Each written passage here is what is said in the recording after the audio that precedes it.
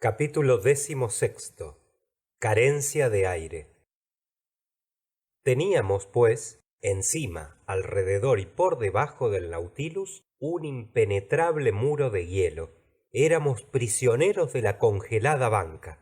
El canadiense pegó un puñetazo en la mesa. Consejo callaba.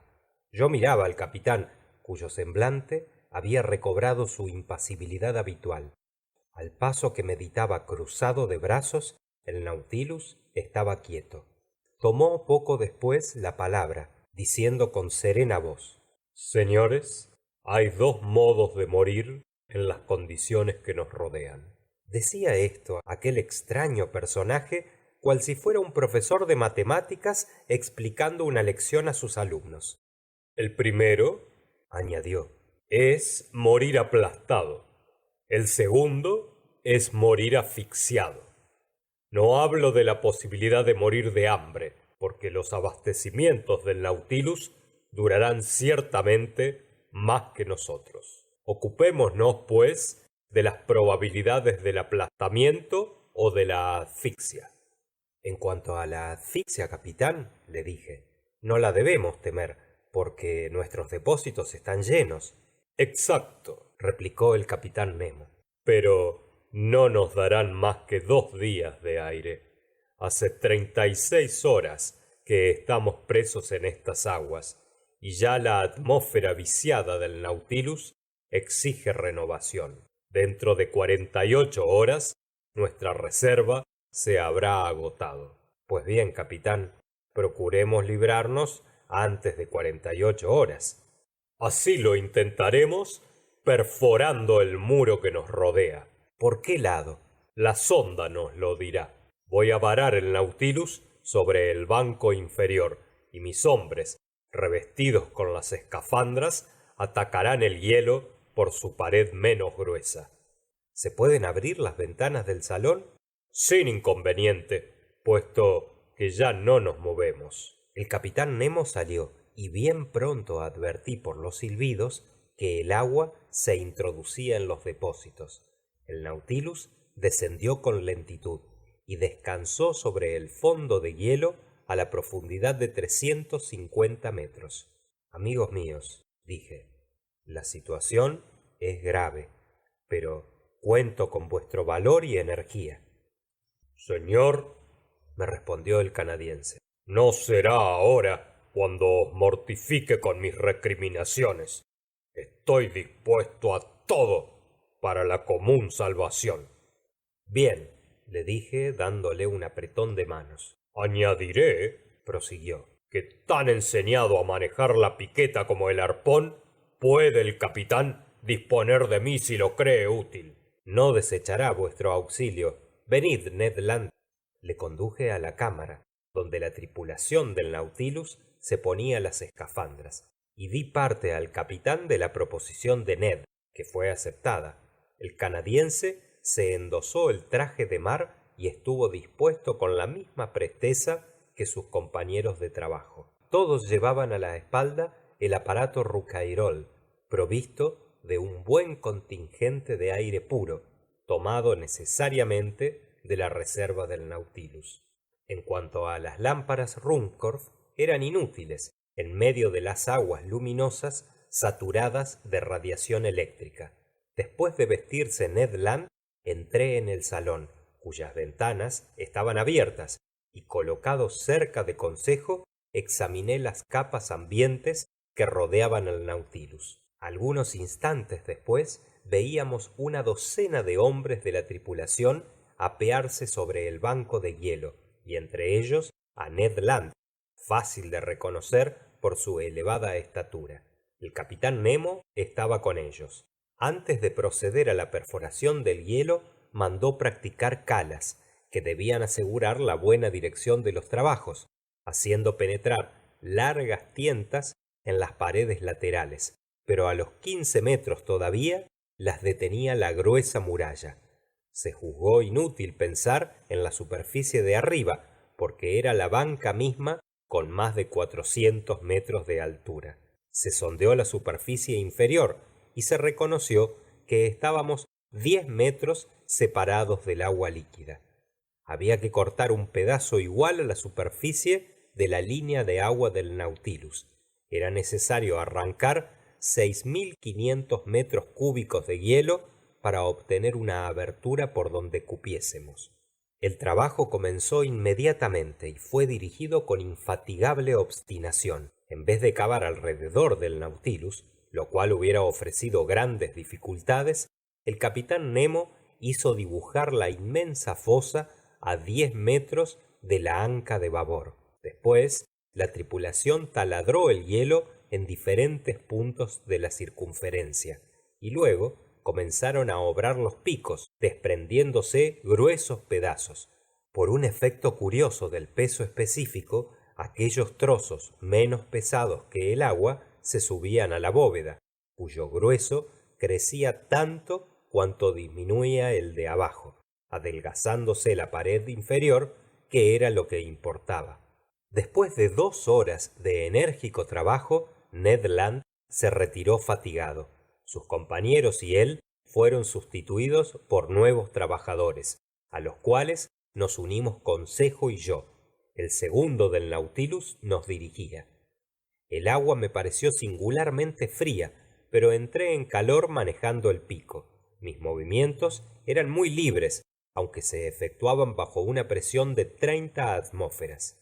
Cuando me retiré a las 2 horas para tomar algún alimento y descanso, hallé una notable diferencia entre el fluido puro que me suministraba el aparato Rouquayrol y la atmósfera del Nautilus, cargada ya de ácido carbónico.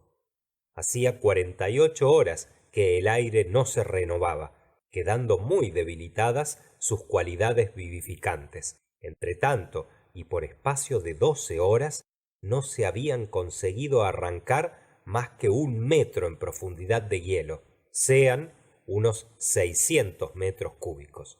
Suponiendo que cada 12 horas se hiciera el mismo trabajo, necesitábamos todavía 5 noches y 4 días para llevar a cabo nuestra empresa. 5 noches y 4 días, dije a mis compañeros, y no nos queda en los depósitos más aire que para 2 días. Sin contar, repuso Ned, que una vez fuera de esta maldita prisión, estaremos todavía empeñados por debajo de la banca de hielo y sin comunicación posible con la atmósfera. Cuán juiciosa era esta observación. ¿Quién era capaz de prever el mínimo de tiempo necesario para nuestra libertad? ¿No nos habría ahogado la asfixia antes de que el Nautilus pudiera volver a la superficie? Estaba destinado a perecer en aquella tumba de hielo con todos los que encerraba. La situación parecía terrible, pero cada cual la comprendía, y todos estaban decididos a cumplir con su deber hasta el fin. Según mis previsiones, durante la noche se había profundizado 1 metro más el alvéolo inmenso por donde había de buscar su salida el Nautilus, pero por la mañana, cuando vestido con mi escafandra recorrí la masa líquida a la temperatura de 6 a 7 grados bajo cero, observé que las paredes laterales se iban aproximando. Las capas de agua lejanas del hoyo y que no se calentaban con el trabajo de los hombres y la acción de las herramientas indicaban una tendencia a congelarse. Ante este nuevo e inminente peligro, desaparecían nuestras probabilidades de salvación, sin que yo creyera posible impedir la solidificación de aquel ambiente líquido que podía hacer estallar como vidrio el casco de nuestra embarcación. Nada dije de este nuevo riesgo a mis 2 compañeros. ¿Para qué infundir desmayo, abatiendo la energía que empleaban en el penoso trabajo de nuestra salvación? Pero cuando volví a bordo, di cuenta al capitán Nemo de tan grave complicación. Ya lo sé, Me dijo con aquel acento sereno que ni las más terribles coyunturas hacían modificar. es un peligro más, y no me ocurre medio ninguno para conjurarlo. La única probabilidad de salvación consiste en ir más aprisa, procurando llegar los primeros. A esto se reduce todo. Ser los primeros en llegar. Pero no debían extrañarme ya estas impertérritas ocurrencias del capitán Nemo. Aquel día manejé el pico con afán durante muchas horas, y este trabajo me daba aliento. Por otra parte, trabajar era lo mismo que dejar el Nautilus, esto es, respirar directamente el aire puro suministrado por los aparatos, abandonando una atmósfera empobrecida y variada. Por la noche tenía el hoyo 1 metro más de profundidad. Cuando volví a bordo, estuve a pique de asfixiarme con el ácido carbónico de que estaba saturado el aire. Ah, ¿por qué no teníamos los medios químicos de desalojar aquel ambiente deleterio? El oxígeno no nos faltaba. Toda aquella agua lo contenían en gran cantidad, y descomponiéndola por medio de nuestras potentes pilas, nos hubiera restituido el fluido vivificador.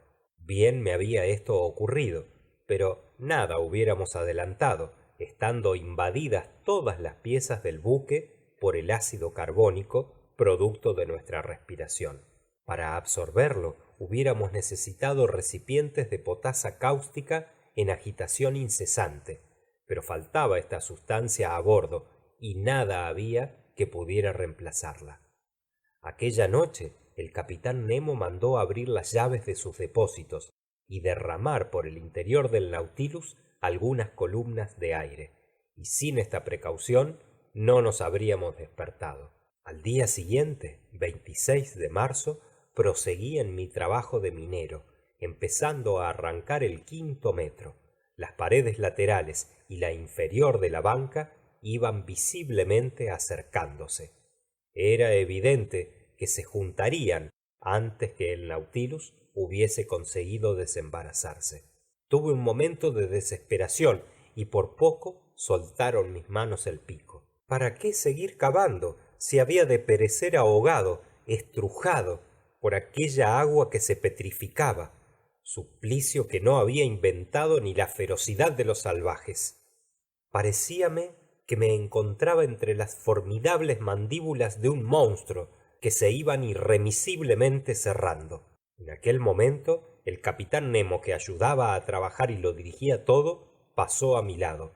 Le toqué con la mano y le enseñé las paredes de nuestra cárcel. La de estribor se había acercado ya a menos de 4 metros del casco del Nautilus. El capitán me comprendió y me indicó con señas que le siguiera.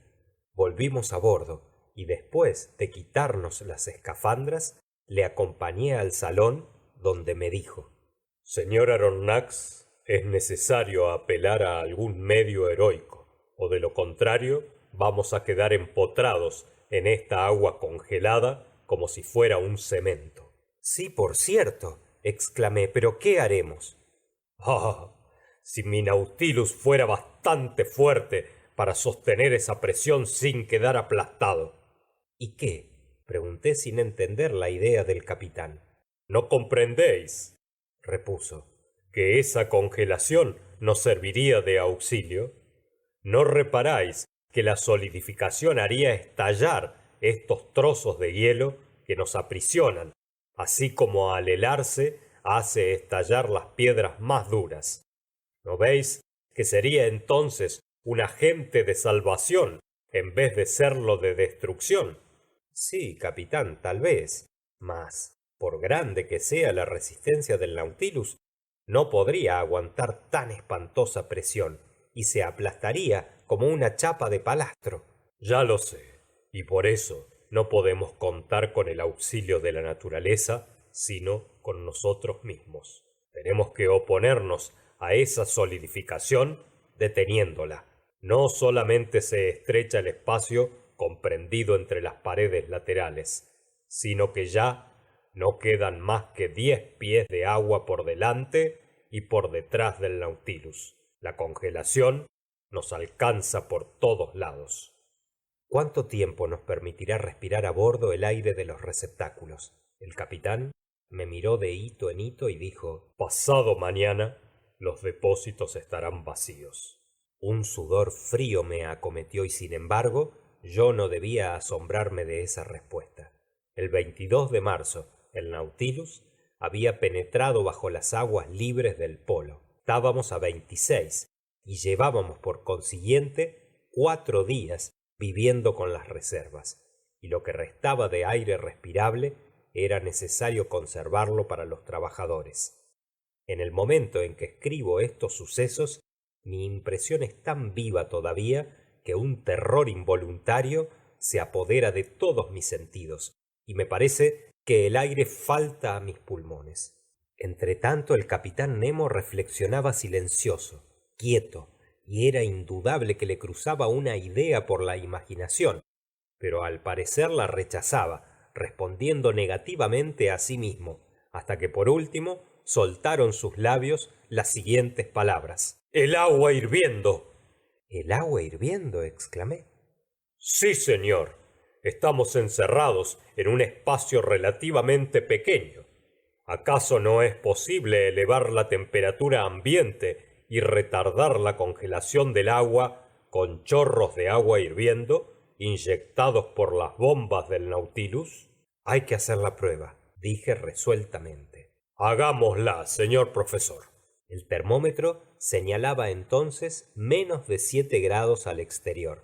El capitán Nemo me llevó a las cocinas, donde funcionaban vastos aparatos destilatorios que nos suministraban el agua potable por evaporación. Se cargaron de agua y todo el calor eléctrico de las pilas fue derramado por los serpentines bañados de líquido.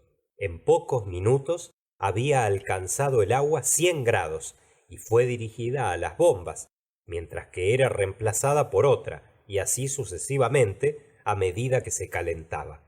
El calor desarrollado por las pilas era tal que el agua fría, tomada del mar, llegaba hirviendo a los cuerpos de la bomba con solo atravesar los aparatos. La inyección comenzó y 3 horas después el termómetro señalaba al exterior 6 grados bajo cero.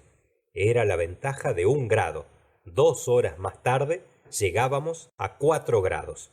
Saldremos bien, dije al capitán, después de haber seguido y comprobado por numerosas observaciones los adelantos de la operación. Así lo creo, me contestó.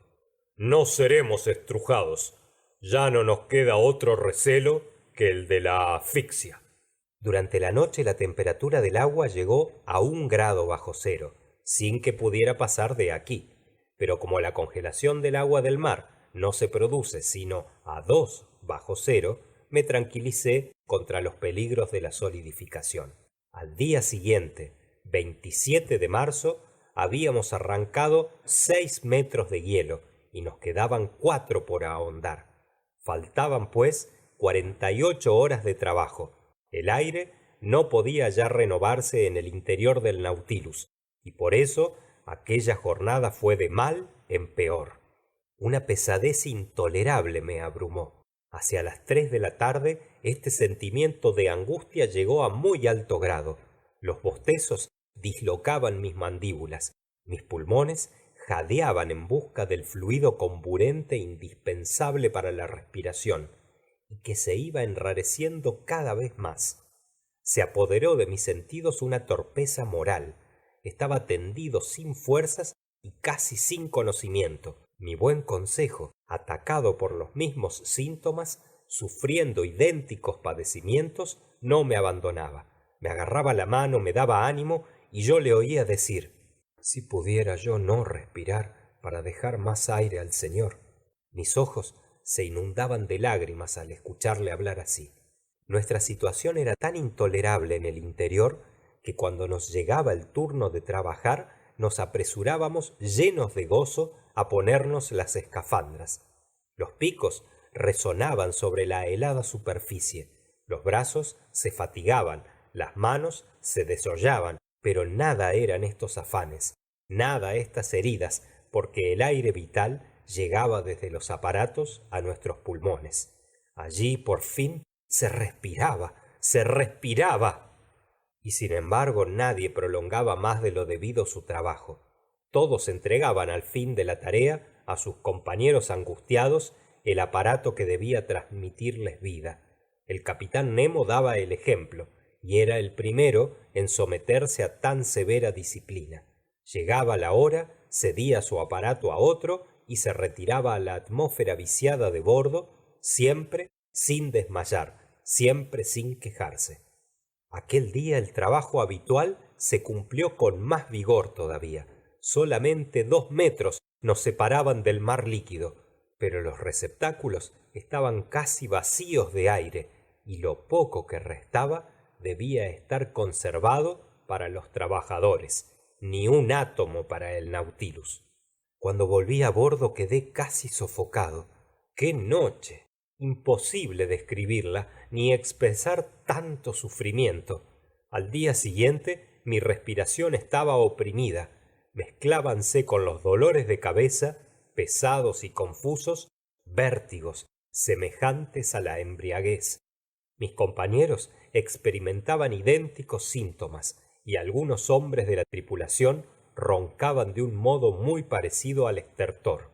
Aquel día sexto de nuestro cautiverio, el capitán Nemo abandonó el sistema de trabajo demasiado lento del pico, resolviendo quebrar la capa de hielo que restaba por arrancar. Aquel hombre había conservado su sangre fría y su energía. Domaba con su fuerza moral los dolores físicos. Pensaba, combinaba, obraba. Por su orden, se aligeró la embarcación y se puso a flote, trayéndola después encima del hoyo inmenso, abierto según la configuración de la línea de agua. Volviéronse a llenar de líquido los receptáculos. El Nautilus bajó y se encajó en la abertura. Todos entraron a bordo. Se cerró la doble puerta de comunicación y se dejó descansar la nave submarina sobre el fondo del hoyo, formado entonces por una capa de hielo que no llegaba a 1 metro de grueso y estaba perforada por la sonda en 1000 puntos diferentes. Se abrieron las llaves de los receptáculos y 100 metros cúbicos de agua entraron en el Nautilus, aumentando su peso en 100.000 kilogramos. Estábamos esperando, olvidando nuestros padecimientos y jugando nuestra salvación a la última suerte. A pesar de los zumbidos que aturdían mi cabeza, sentí los chasquidos del hielo bajo el casco del Nautilus. Se produjo un desnivel. El hielo estalló con singular estrépito, semejante al del papel que se rasga, y nuestro bajel descendió. «Pasamos», me dijo Consejo al oído. No pude responder y me así de su mano, oprimiéndola con involuntaria convulsión. De repente, arrastrado el Nautilus por su espantosa sobrecarga, penetró como una bala bajo las aguas, es decir, que cayó como en el vacío. Entonces se aplicó toda la fuerza eléctrica a las bombas, que empezaron a desalojar el agua de los receptáculos. Al cabo de algunos minutos cesó el descenso y el manómetro comenzó a indicar un movimiento ascensional. La hélice, marchando a gran velocidad, hizo estremecer el casco del buque hasta sus redoblones y nos impelió hacia el norte. Pero ¿cuánto debía durar esta navegación por debajo de la banca de hielo hasta el mar libre? ¿Un día quizá? La muerte estaba más cercana. Medio extendido sobre un diván de la biblioteca, me sofocaba. Mi rostro estaba amoratado, mis labios azules, mis facultades suspensas. Ni veía ni escuchaba nada. La noción del tiempo había desaparecido de mi entendimiento. Mis músculos no podían contraerse. No puedo calcular las horas que así transcurrieron, pero tuve la conciencia de mi agonía que empezaba. Comprendí que iba a morir. De repente recobré el sentido. Algunas bocanadas de aire penetraban en mis pulmones. ¿Habíamos subido ya a la superficie del mar? ¿Habíamos dejado la banca de hielo atrás? No, eran Ned y Consejo, mis dos buenos amigos, que se sacrificaban por salvarme. Quedaban todavía algunos átomos de aire en el fondo de un aparato. En vez de respirarlo, lo habían conservado para mí, y mientras que ellos se ahogaban, me daban a mí la vida, gota a gota. Quise rechazar el aparato, me sujetaron las manos y durante algunos instantes respiré con deleite. Mi vista se dirigió al reloj. Eran las 11 de la mañana. Debíamos estar a 28 de marzo. El Nautilus andaba con una velocidad espantosa de 40 millas por hora. Se retorcía en las aguas. ¿Dónde estaba el capitán Nemo? Había sucumbido. Habían perecido sus compañeros con él. En aquel momento el manómetro indicaba que sólo estábamos a 20 pies de la superficie, separándonos de la atmósfera una simple corteza de hielo. No sería fácil quebrarla, tal vez. En todo caso, el Nautilus iba a intentarlo. Sentí, en efecto, que tomaba una posición oblicua elevando su espolón, bastando una introducción de agua para producir el desequilibrio. Impelido después por su potente hélice, atacó la masa congelada por debajo, cual formidable ariete. Lo iba así rajando, se retiraba y acometía de nuevo a toda velocidad hasta que, arrastrado por un supremo impulso, se lanzó sobre la congelada superficie, despedazándola con su peso. La escotilla fue inmediatamente abierta, arrancada más bien, y el aire puro se introdujo a torrentes en todo el interior del Nautilus. Fin de